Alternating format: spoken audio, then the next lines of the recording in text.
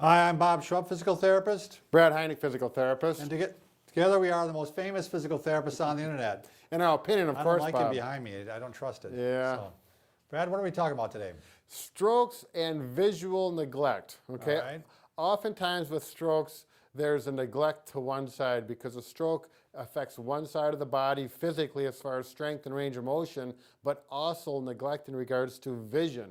Okay, so what we want to do, this gets pretty complicated when you get into the nervous system, and we're not going to get real complicated. Just a simple test you can do at home. Say one of your family members is when they walk, they'll bump into the wall on that involved side, and you want to get a little more detailed on what they can and what they can't see on the side of the periphery. Yeah, it can be two things, Brad. One, they might actually have a actual field cut where they don't see anything over there at all. Mm-hmm. And two, they might actually see things over there, but they neglect to see it. Right. And it's too hard to explain all this, but but either way, they're not registering what's going on one side. Right. It's kind of like when you're walking with them, they'll bump into the wall, but then they'll say, geez, I could see it, but I wasn't paying attention to it. Right. Okay. Neglected. So what you're going to have is the person sit in the chair, okay, and look straight ahead. Pick an object out, whether it's a doorknob or something on the wall, a picture, and they're going to look straight ahead. All right, so I'm staring right at the camera. Okay, focusing right at the camera.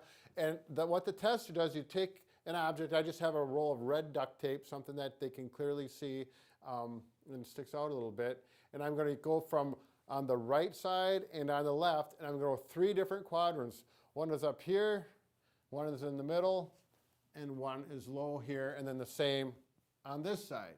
Okay, so Bob's looking straight ahead, and he's going to point. Now, if he's had a stroke and it was on the left side, his left arm may not be able to point. So he is going to point with his right hand where it is. So if it's over here, he's going to point up over there. If it's down here, when he sees it, he's going to point in the direction that he sees the object.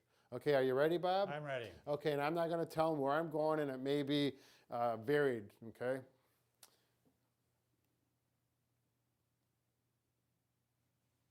Okay, and I'm going to make a mental note, how far I go forward.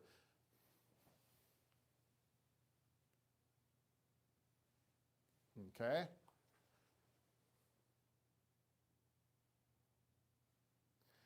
Good.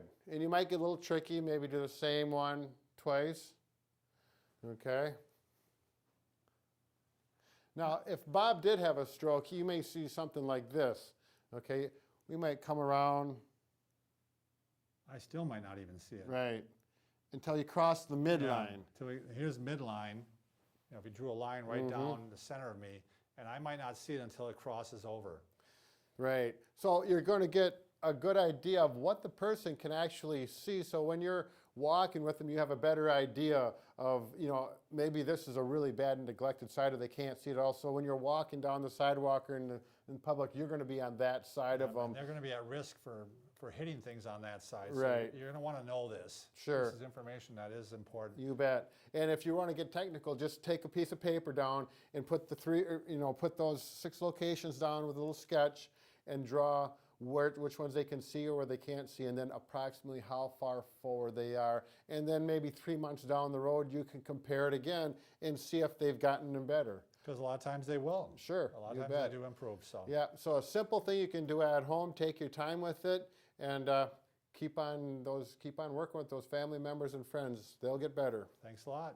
Thanks for watching.